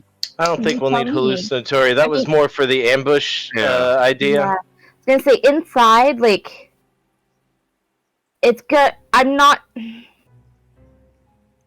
can make this. I would be. You have I would be mostly able to battle make the spells, right? look empty, right? I can make that sort of illusion where everything's empty, but to try and create an illusion that each prisoner is still in their cell without having seen them before or knowing them, like yeah, it'd be difficult. Yeah, I don't know if that spell would be super helpful inside. Unless you could make it look like we had dug a giant hole to get into there, and if they cross a certain threshold, they'd fall into the hole. I mean, that could be a part of the spell, but also hallucinatory terrain is a 150-foot cube illusion. Yeah, inside it'd be kind of trapped. It'd be That's a really big space to cover. Right. Yes, ma'am. It would illusion. When we're out in the open, that's a little bit more feasible. Right. We may use that for one of the guard tower Yeah, absolutely. Delays. Yeah, keep us shielded from the sky giants one way or the other. Yeah, we because just- it also I don't- covers sound. Like I can make it so that either Excellent. we can't be heard or they're hearing something else. Yeah. Yeah. I don't think we need it for the prison break. So We yeah, should be fine. we could go tonight if need be. Let's do it. Okay. We've got a lot on the docket. The sooner the better, right? Hang on, above table talk, Matthew. Yeah. Need some time to set up the prison break. Nope. Do you Already want got it us set to up. wait? Okay. Because we can totally wait if you need us to. Nope. I already have all this stuff set up. What I didn't have set up was the full map for if you decided to attack them tomorrow. The next Gotcha. day when they moved, I had it half set up, but I would have Okay. to add a few things based on what you guys wanted to do. But I have maps within maps within maps, baby doll. You don't I worry know. about me. I know you've got like eventualities for most things. You're amazing that way. I just wanted to make sure that you were okay. Yep, I'm good to go. And this brief lack in confidence was brought to you by Alyssa. It wasn't a lack of confidence. It was checking in with my DM to make sure he's okay. No, All right. no Sounds worries. better your way. Matters Yep, too. you're right. You're right. Absolutely. But no, if you want to wait, they'll take you whenever you want to go. So if you want to wait until the cover of darkness, that would be a great time to do so at night. I mean, if we're in the sewers, how much of a factor is the daylight? Oh, none whatsoever. It has nothing to Okay. do with where you all are. But there is the collective consciousness of, well, during the daytime, people are more active and that sort of thing. At night, the city tends to slow down a little bit. Although, What since it time? is under the tree, it's perpetually like twilight in here. Okay. But there's still like some kind of day-night cycle, and so circumstances are different based on what time you go. What time is like, let's say guard change or like shift change or something, so that way there's less maybe it's less like the staff isn't as heavy, like Okay, so head there during a staff change, sure. I don't know if you understand what I'm trying to No, say. I know exactly what. Okay, No, I know cool. exactly what you're talking about. Good. What's her name? Rolgum tells you that they change every 6 hours at 6-hour intervals. Okay. So if you time it just right, there'll be a moment when guards are moving back and forth and that sort of thing. Now, it right now is about noon. So it's midday. So you have about 6 hours to get there.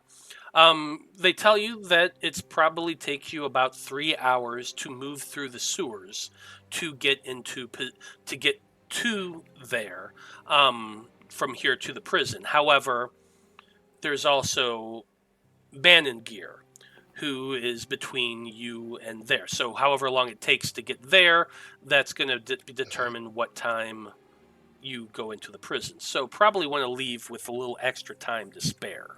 Mm-hmm. And Banning-Gear is the Yagnoloth. Mm-hmm. That is correct. Okay. Yeah. Yeah, Bannon-Gear is the Yagnoloth. Okay, and Demon Blood's lawyer. plan for him is to bribe him. Well, I mean, it seems to be. I mean, if this is a man that covets power, covets, that's something we could potentially offer him.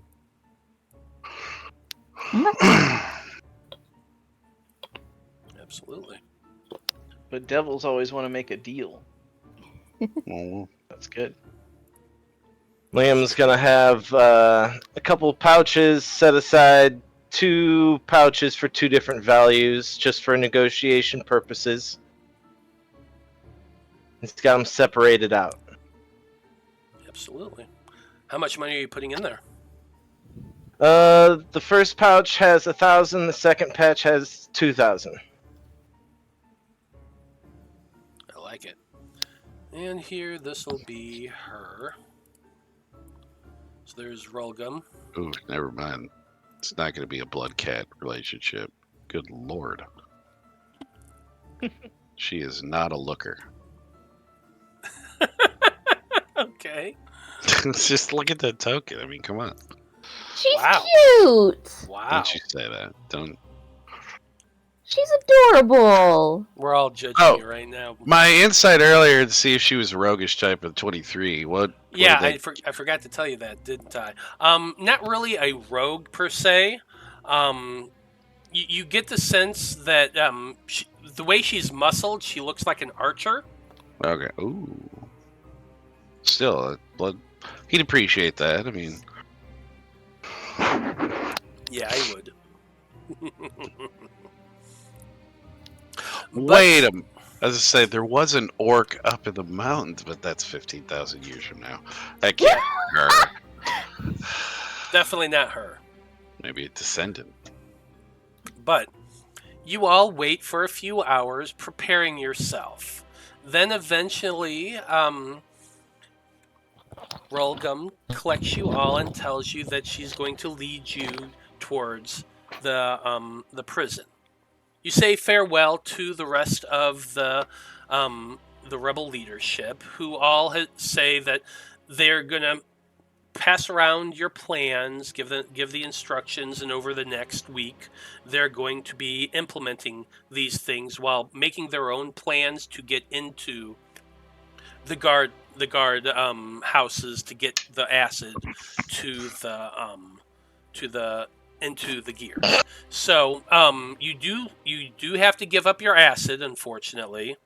That's All fine. 20 vials of it? Well, you have to give up 16 vials because there's Okay. 16 half doors that you're going to have to hit. 16 Yep. away. So you got 4 left. Do you give them also some of the alchemist fire to spread fires? I know that talk was. Yeah, I can spare 4 of them. Okay. Tell them big, important targets. Yep. Absolutely. Okay. Mark that off. Your trek through the sewers is damp, kind of smelly, obviously, but for the most part, uneventful. Occasionally, something will pop up to attack, a dire rat or something like that, but your group is way too powerful to that even be a threat. And so either Blood will snipe it with a shot, or Liam will, or Apollyon will skewer it with his trident, or maybe Eloise tries to talk one down. Whatever. But your journey goes on. An hour, 2 hours go by. But as that 2.5 hour mark gets there, Rolgum stops you at a specific junction in the sewer, which I'm going to move you to now.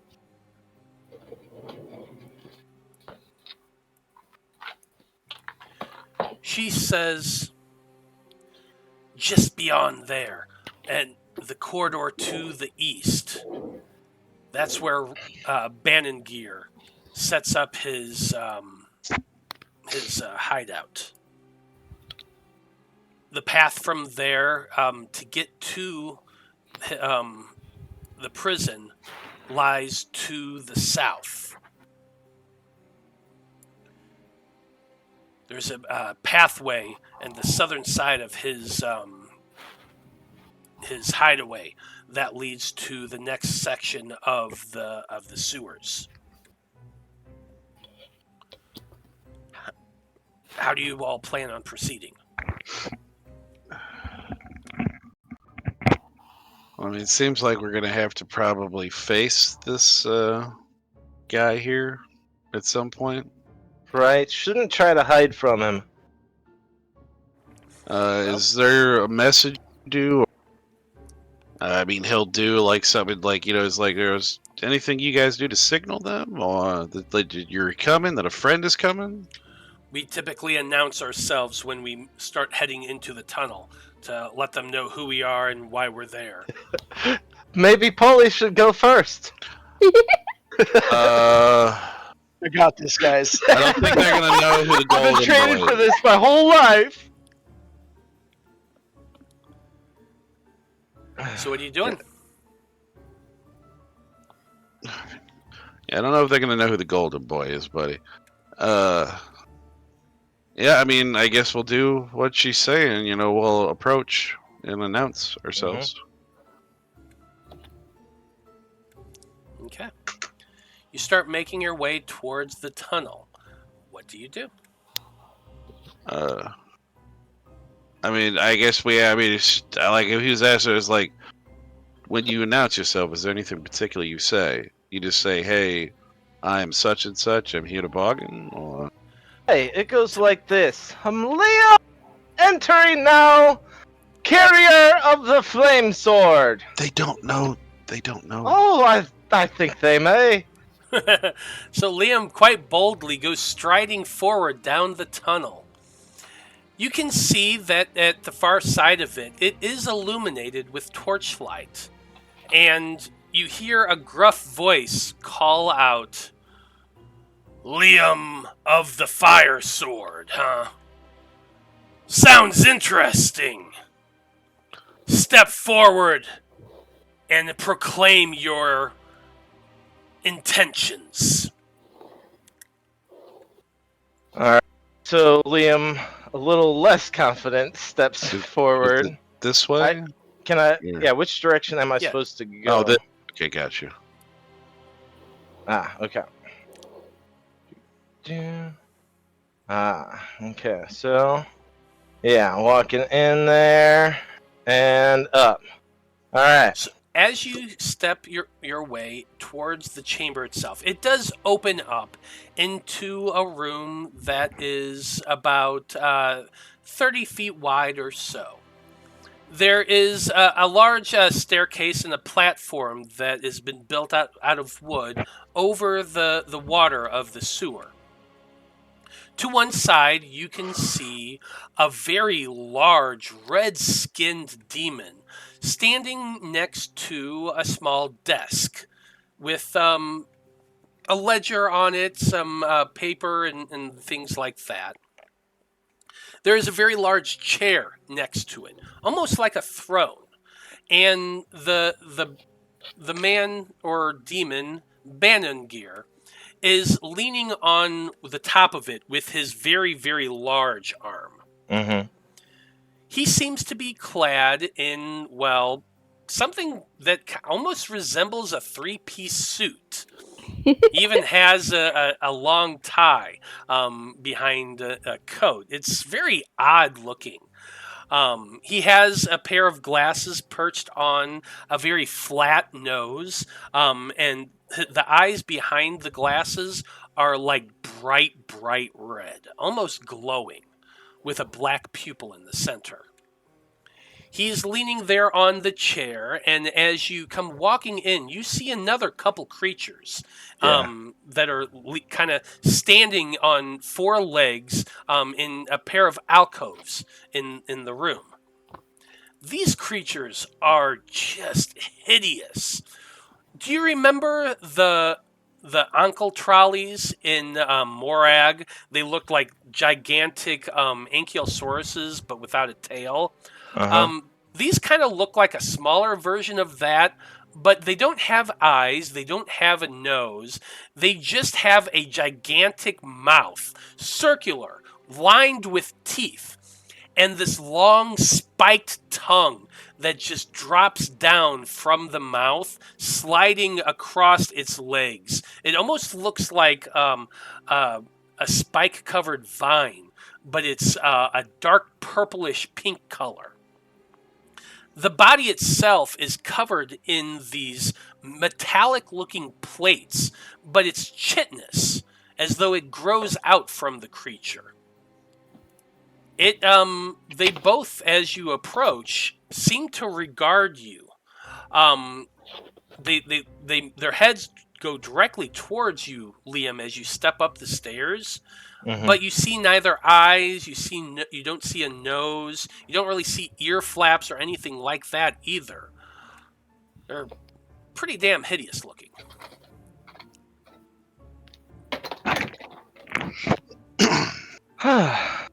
Okay. Great Lord of the Deal. We come to seek passage towards the prison of that be behind you, you know. That be behind you. Very What's elegant. the deal with demons wanting to make a deal? I think it's devils that like to make deals. Oh yeah, that's what I meant. Devils. Well, here, I'll show you what the other things look like real quick. Look like fucking, Oh, yeah. fun. Ooh. Ugly critters. I like that. Ugly Oh. critters. Yeah, those are sick. Yeah, they're, Eloise, it's not a dog. Don't pet it. Kind of cute, though. What did I just say? She's gonna pet it, guys. Are you coming in? Is everybody making their way in at this point? Absolutely. Yeah, can't let this fool die alone. I'm not gonna die. We're gonna make a deal. Banningear, leaning against his throne-like chair, just gets a large grin over his face. He says, "Indeed, you want to get to the prison, huh? I've heard that once or twice before. And what sort of tribute do you offer in return for allowing you passage through my territory?" What are your Thousands creatures? They're adorable. Thousands and thousands of more deals to come your way very, very shortly. See, as you undoubtedly understand with your infinite wisdom, when people are desperate, they come to you because you hold all the cards.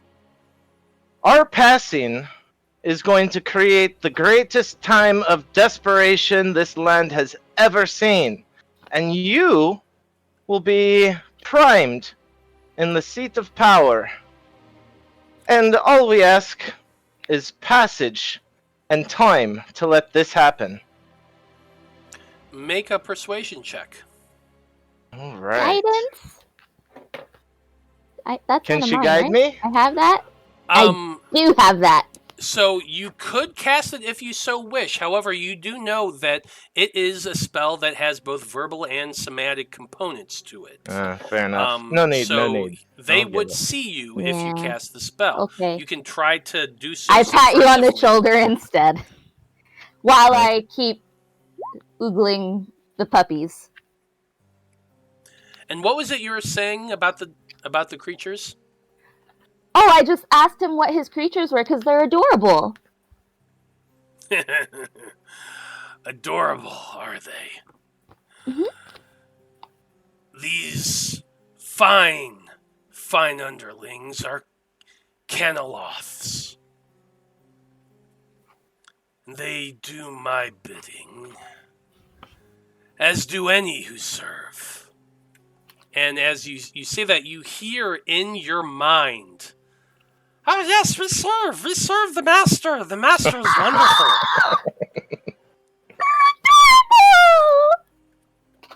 Ah, shit. You Um, can't have one. The tongue drops out and just licks a large line of slime along the floor. It kind of hacks a little bit, and flecks of blood just come flying out of its maw onto the floor in front of it. Oh my gosh, do you have names? You're adorable. Done for. Liam, what did you roll? A 13. Banningear laughs. "So you wish to pass through my territory, and in return your offer is air. and nothingness. Promises of promises of promises yet to come. No, boy. No, I look for something much, much more tangible. But since you say that your actions, if I let you through, will lead to untold amounts of desperation, that must mean that what you intend is something important to you. Oi, the future is important to me and tangible to me, and things that are tangible to you are shiny, I assume. And he pulls out the first sack and tosses down the first 1,000. You toss it down and it hits the ground, but kind of between you and him. The coins kind of spill out onto the floor, and without moving, he just looks at it. And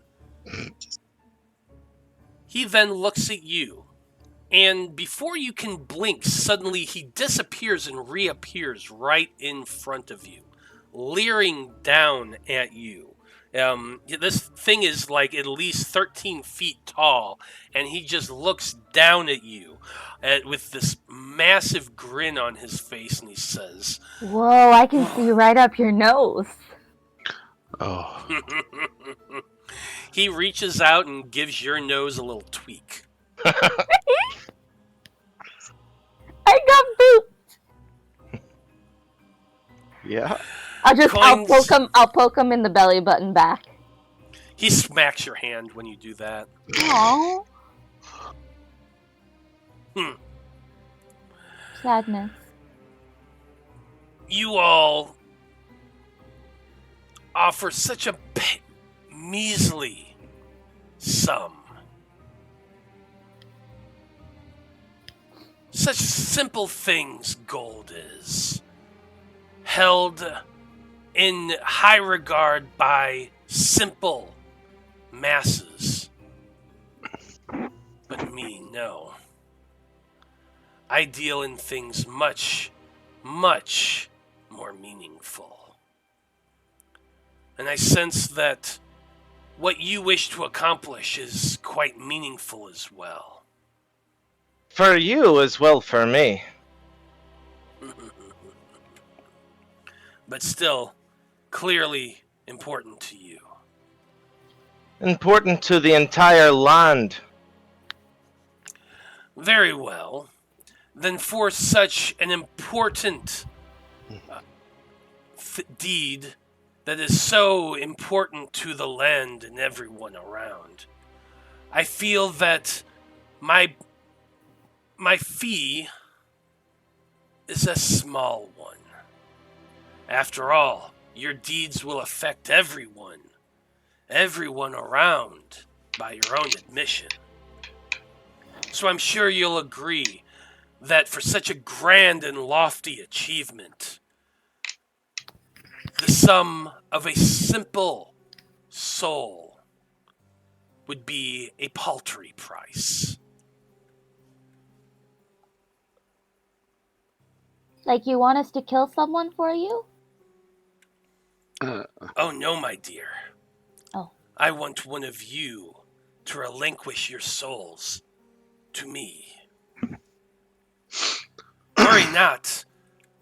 Your life will be able to continue. No, I will not need that for many, many years to come. But your soul would belong to me. And so what you're saying is, once the person who hands over the thing that you want so much, just one measly little soul, but you want it a lot. Once they hand it over and they die, then you just have a new plaything, is what you're saying. Your soul is mine, to do with as I need. Trust me, you won't miss it. And after all, you are going to save the lives of so many. What's one soul? Would have I a get to play moment with to the puppy? confer with my associates. Oh, take your time, take your time. I have all the time in the world. And he walks back over to his throne to prop himself down into it. What if I could play with the puppies, though, guys? What? I should just do it. What's the point of a soul anyway? Yeah, I don't think I've ever gotten any use out of it.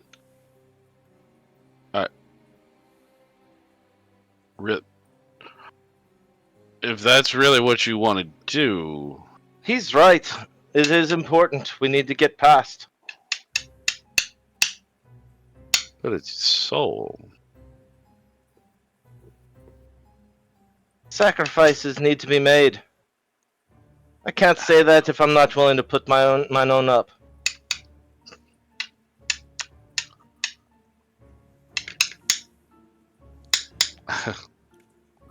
Well, Relgum, who's been with you all the entire time, she's but that's your soul. That's all of you.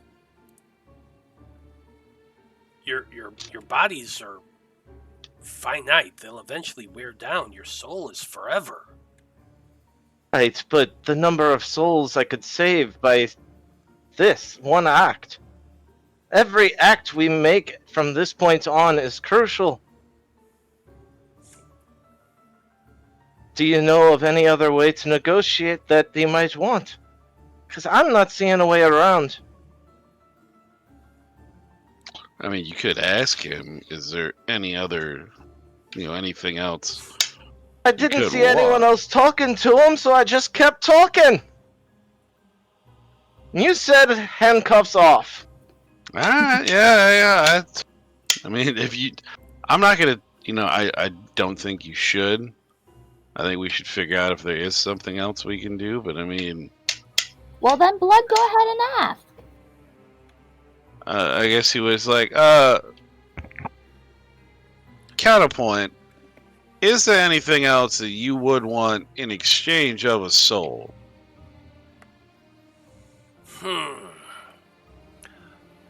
I suppose something of equivalent value perhaps would be in order. You mentioned something of a fiery sword. Perhaps that is worth the price? I'd love to, but honestly, I already promised to someone else, and even if I'm giving you my soul, I gotta give the sword back to him. So, that's not mine to trade. We also kind of needed to save the world. Could we give it to you after we save the world? I think wait, who are you supposed to be giving this to? Are you giving it to Ohm or something like that? Is that what we Right, I'd need to return it to Ohm. He said I must return it to him. So unless he got it from this guy here to start with, then I don't think that's returning it to Ohm.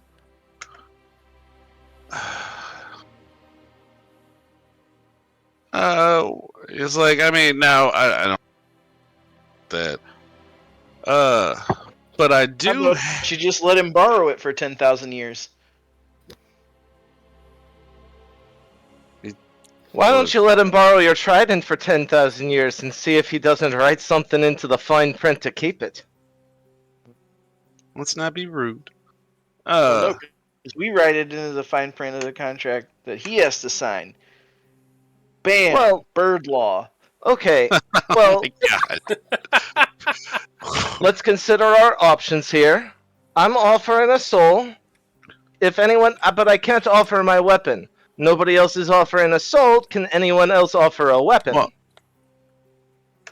Um, well, I mean, I got my hand crossbow. You might like that, but it's I have a plus But- 1 light crossbow. now. That's worth less than the gold your friend threw on the floor. It is. I'm sorry. He wants one of the special weapons. That's rather Oh. clear. But this one was made special by Fucklerall. If it's not a sacrifice, then he doesn't want it. Right. Now, I have some what? glittery oil that I could give Oh him. my god! Now a creature like Come on, baby, yourself. this will make you look fabulous. Let's Make spend a the rest of the persuasion check. episode reading our inventory Oh my God, pages, roll seeing high. if there's That's something funny. he That's wants. funny. Fuck.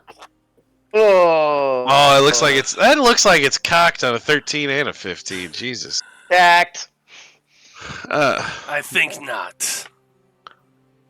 What if we could give you some information that you could, pursue at your advantage in the coming days? Let's say, that you could make yourself extremely wealthy and extremely powerful with just a couple of books that we might have here. Again, promises made of things that might happen. I suppose you are right there. I guess he'd show him his empowered crossbow, the one he stole from Groverjar. I mean, he could show him that. It's like we could give you a great many items similar to this in exchange for a soul. Now, You mean instead of a soul, not in exchange? Because what we want in exchange is passage to the prison. yeah, Passage to the prison. Miss Eloise, I was saying this item and not the soul is what I would mean. Right. We're on the same page, yeah. Yes, just we have to be careful of words. We're not trying to buy a soul from him. We're clear. Yeah. Oh, well, if you're trying to buy a soul, that's an entirely different form, but I do have some available. You must be If I were like to really buy organized. one and then give you mine and I have someone else's soul, how would that work? It wouldn't. Ah, All right, Mr. Devil Well. Dude, I got a question. What do souls do in your employ? Do I get to play with the puppies? No, they are not puppies, and nor do they play. They are guards. And as far as what And they're souls very good boys. do, they are currency back in my home. They are Guys. used for a variety of purpose. They hold power, and individuals such as myself broker them, using them as currency for many, many principles. Blood just kind of Power, you whispered, say? we do have that Crown of the Deep. No, the Conclave has Did them. we give that to them? Did we? Yeah, you Okay, did. because I still had it listed on my thing. I was like, do I still have that?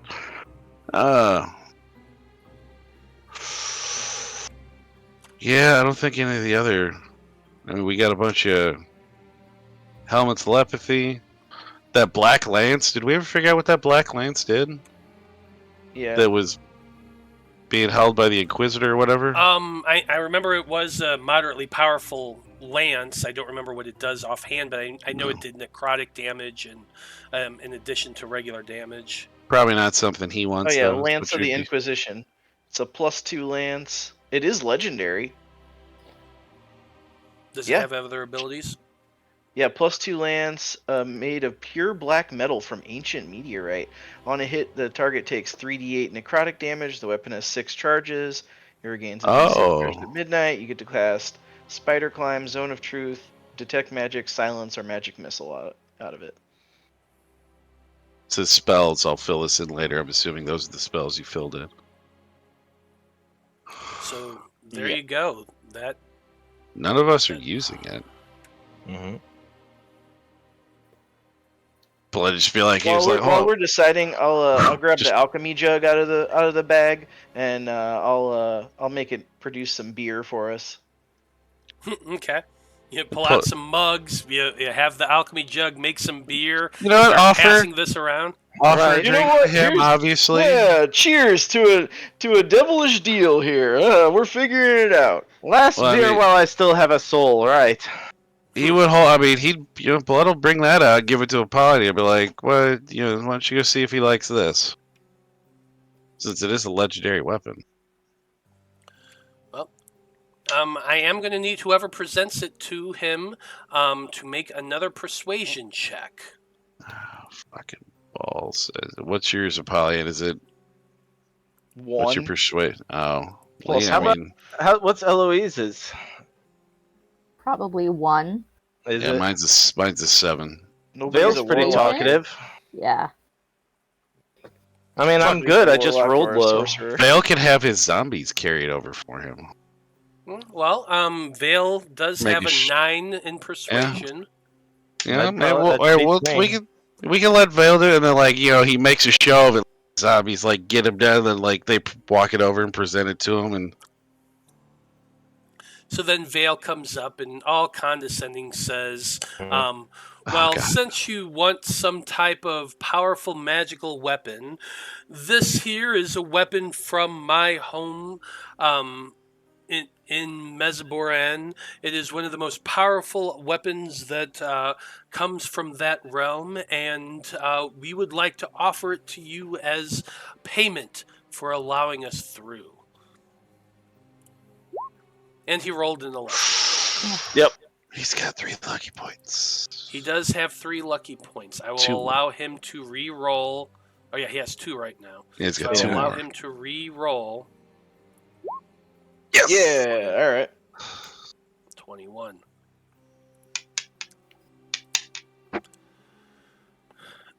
The demon with his small hand kind of runs it over his chin thoughtfully for a moment as he gazes down at this legendary weapon. You watch as his eyes glow bright green for a moment as he clearly is analyzing it. He says, well, this isn't a soul, but I suppose it'll do. As he reaches down and picks it up and waves it about a few times. Very well. We have an accord. And he flings out his large hand, and a massive scroll of paper comes flying out, unraveling as it flies past you all. In this, you see just script of script of script of script in a language that is in Abyssal. I don't know if anyone reads Abyssal. With our little doohickeys, can we read? Yeah, and look on speak Oh yeah, Vale- you have Vale's that. are- You do have that. So Shouldn't you it would be actually infernal? absolutely be able to read the whole thing. I think this is where Vale's eyes light up and he like engages for the first time. Legal documents, all right. Oh yeah. So for like the next 20 minutes, him and Vale start talking about the contract and going into legalese. I imagine everyone has like this moment of just eyes glazing over. I start inching towards the puppies. You Really start glad. inching The towards fiendish them. puppies. Apollyon summons some beer. One of them snaps at you a little bit as you get nearer. You're adorable. Do you have a name? Yeah, the name that comes back, and it's just telepathy. It's it's just Telepath. telepathy. It's right in your mind. Mhm. It kind of sounds like. I'm gonna call you That is Fluffy. a mouthful. But you know what? You are so very good at your job. Be proud of yourself. Are you good boying this creature? It's a very good boy. What kind of dog is that? A good one. God, I don't even know what role to have you make this. Just let that it was kind of not happen. mean to do that. Yeah, you know what? Make an animal handling check. God, if she's gonna lose a hand. Oh boy. Oh, wait a minute, there is no animal handling in 5th edition. What am I Yes, there thinking is. of? Yeah, there is. Yeah. Oh yeah, there Oh, is. Yeah, you're right. There is. Yep. Yeah. Yep. Oh! Of course. You That's about start inching towards it. It kind of drops its tongue out for you're convinced it's just panting, smiling, wanting you to pet it. It kind of steps forward a little bit. Everyone else is seeing this thing snarling and chomping, but in Eloise's mind, it's just it's panting and smiling and nudging her to come closer. You reach out with your hand, trying to pet it, and suddenly the tongue slams at you, trying to smack you away. However, it rolled a 14, so you see it coming and jump backwards out of the way as this tongue comes flying at you, about to hit you. Whoop! Oh, you have the puppy breath! Maybe keep your distance from that one. It definitely has puppy breath, like just the most foul, abyssal odor that just assaults your senses. It's noxious. It like you're a dragonborn, and somehow it still manages to put hair on your chest. That's adorable. Finally, at the end, Veil and the Bannon Gear signed the contract together. The contract poofs out of existence, and the demon shoulders that weapon that you have now given him. He says, "Enjoy your time at the prison. Good luck to whatever it is you intend on doing. And I look forward to the desperation that you all promised that is to come." Hey, Vale, part of that contract was safe passage back, right? Right? Oh, jeez. It's alright, we know what he wants. Vale says, "Yes, definitely." Okay.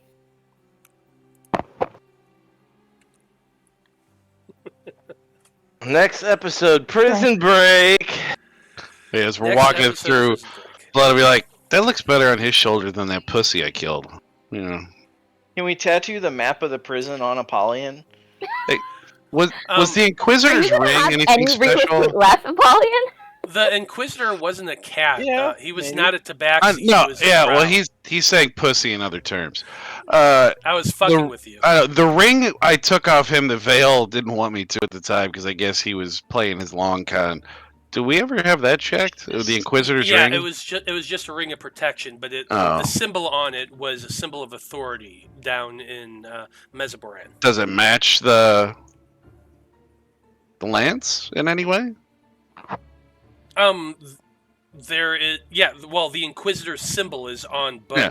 You know what? I mean, as he's walking by, he's like, you know what? I took this off the guy I killed to take that. He goes, I think you should have the set. And so he'll just give him the ring. It's like, it's not special, but the symbols match up. It might, maybe, you know, looks nice. Looks good on you, better than it did on him.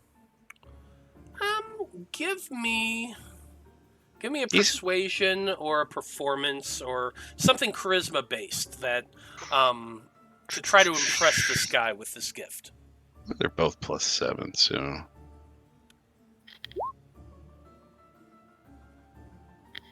Ooh, 20.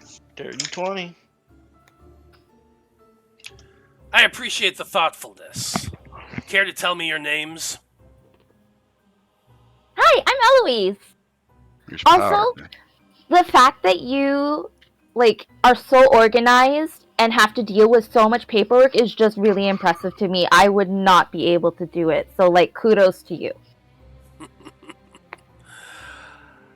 A fiend's work is never done. Clearly.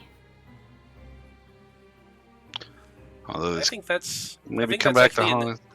What's that? He'd just be like, he goes, yep, name's Blood. He'd put out the fist to fist bump him, after he gave him the ring, Yeah, he'll fist bump you with a giant fist. Yeah.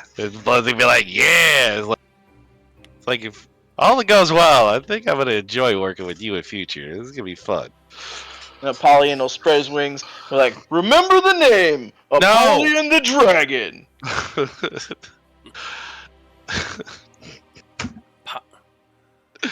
I guess it doesn't hurt, but I mean, just Jesus. He asked. I know he did. And I did say the fucking handcuffs are off. God damn it. I'm gonna regret that fucking. Vale just introduces himself as Vale. Yeah, I didn't get Liam, my do you whole introduce name. yourself at all? At the beginning, I did, so I don't think Yeah, it's that's right. necessary anymore. Fair enough. Fair enough. I can remember.